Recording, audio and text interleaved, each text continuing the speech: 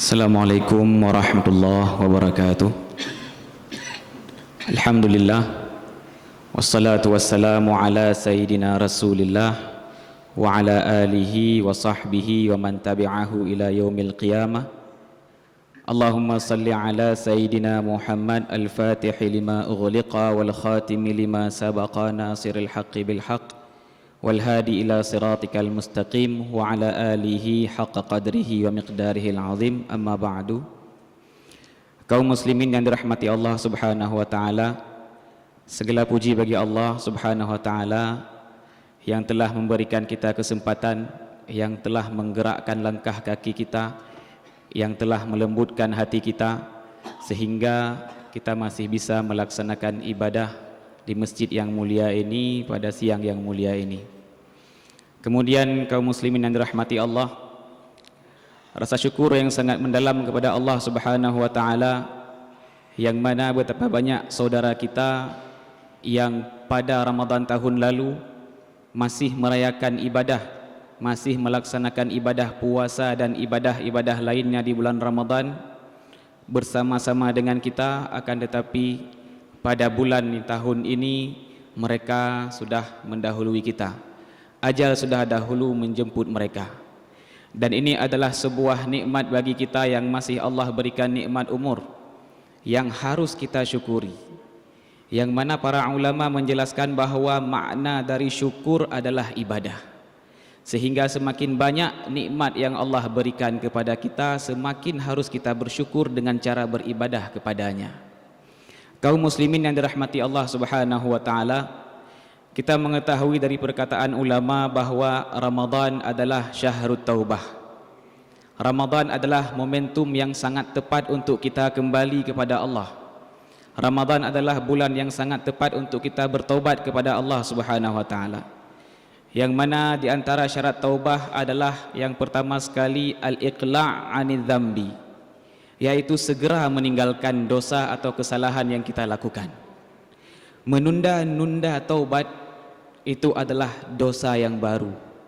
Oleh karena itu di antara syarat taubat yang pertama adalah segera bertaubat ketika kita menyadari kita sedang melakukan kesalahan. Sekali lagi, apabila kita menunda-nunda taubat, sedetik kita menunda, semenit, sejam, berhari-hari, maka para ulama mengatakan itu adalah dosa yang baru.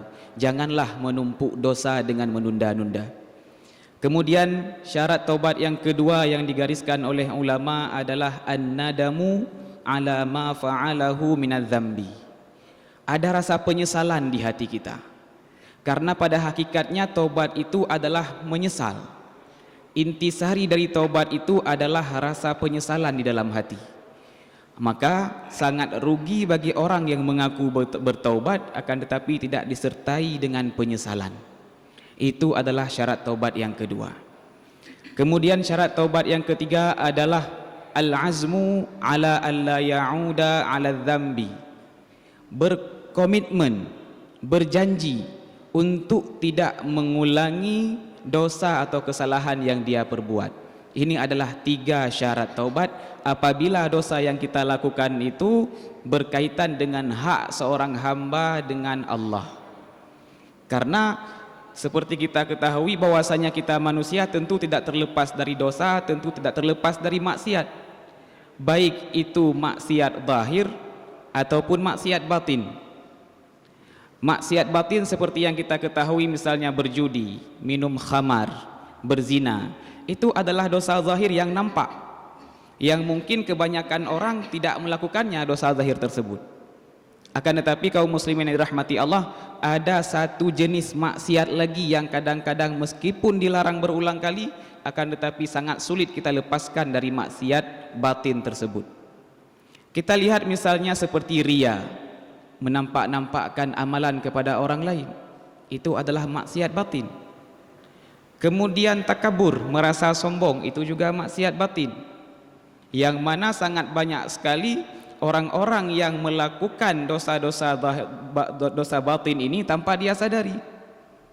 Kemudian ada lagi al-ujub, merasa diri lebih daripada orang lain. Kaum muslimin yang dirahmati Allah, kita sama-sama mengetahui bahwa dahulu iblis adalah penghuni syurga. Iblis adalah makhluk yang termasuk yang pertama sekali menghuni syurga.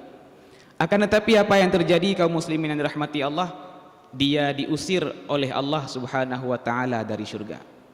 Pertanyaannya kenapa? Apakah karena dia tidak mau sujud kepada Adam? Kalau kita lihat faktor yang menyebabkan iblis tidak mau sujud kepada Adam, Allah berfirman, "Ma mana'aka alla tasjuda iz amartuk." Allah berkata kepada iblis, "Wahai iblis, kenapa engkau tidak mau sujud kepada Adam?" Apa jawab iblis? Qala ana khairum minhu. Iblis berkata, "Wahai Allah, aku lebih baik daripada Adam. Khalaqtani min nar wa khalaqtahu min tin." Aku engkau ciptakan dari api, sedangkan Adam engkau ciptakan dari tanah. Yang perlu kita garis bawahi adalah penyebab iblis tidak mau sujud, yaitu merasa diri lebih baik daripada Adam. Sehingga penyakit-penyakit seperti ini, penyakit batin yang sangat berbahaya seperti ini, merasa diri lebih baik dari orang lain, merasa diri lebih kaya daripada orang lain, merasa diri lebih segalanya daripada orang lain, ini adalah penyakit warisan iblis. Kaum muslimin, na'udzubillah, semoga kita dihindari oleh Allah mengutuk iblis dengan lisan tapi mengikutinya dengan hati. Na'udzubillahi min dzalik. Oleh karena itu, mari kita jadikan bulan Ramadan ini sebagai momentum untuk kembali kepada Allah dengan sebenar-benarnya taubat. Karena di antara tujuan dari puasa Ramadan, la'allakum tattaqun, semoga kalian bertakwa. Dan di antara pintu untuk menuju takwa itu adalah taubat, menyesal akan dosa-dosa yang pernah kita lakukan. Kemudian kami ingin menyampaikan satu syarat lagi dari syarat taubat apabila kesalahan kita berkaitan dengan hak sesama manusia. Jika tadi 3 syarat taubat yang berkenaan dengan hak seorang hamba dengan Allah, maka ada satu lagi apabila dosa kita berkaitan dengan manusia. Cara bertaubatnya setelah ketiga hal tadi, maka harus ditambah untuk meminta maaf, untuk menyelesaikan perkara-perkara dunia dengan orang yang sudah kita sakiti, dengan orang yang sudah kita buat dia sakit hatinya. Karena kadang-kadang seseorang salah memahami ribah. Ketika Rasulullah ditanyakan apa itu ribah, beliau menjawab, zikruka akhaka ala ma yakrahu. Kamu menyebut tentang saudaramu apa yang tidak dia sukai. Sebahagian orang memahami bahwa ribah itu ngomong di belakang, membicarakan seorang di belakangnya. Tidak.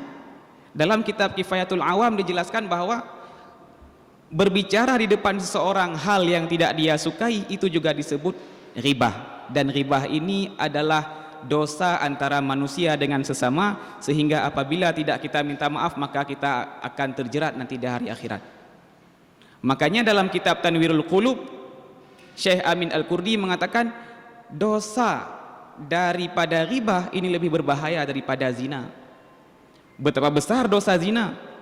Akan tetapi ketika kita bertobat kepada Allah dengan sebenar-benar tobat, Allah akan mengampuni kita, Allah akan memberikan, akan menerima tobat kita. Akan tetapi apa jadinya kalau kita mengribahi orang, membicarakan sesuatu yang tidak orang suka? Mungkin Allah akan menerima tobat kita, tapi bagaimana jika manusia tidak mau memaafkan kita? Oleh karena itu, sekali lagi, mari kita jadikan bulan Ramadan ini sebagai momentum untuk kita bertobat kepada Allah dengan sebenar-benarnya tobat. Allahumma tub alaina taubatan nasuha. Terakhir, khatib ingin minta kepada Allah, memohon kepada Allah, semoga di bulan yang mulia ini, semoga di waktu yang mulia ini Allah menyembuhkan saudara-saudara kita yang sedang ditimpa musibah. Semoga Allah menyembuhkan saudara-saudara kita seiman yang sedang diuji oleh Allah. Semoga mereka bersabar, semoga Allah memberikan rahmat dan ridhanya untuk mereka. Akhirul kalam, assalamualaikum warahmatullahi wabarakatuh.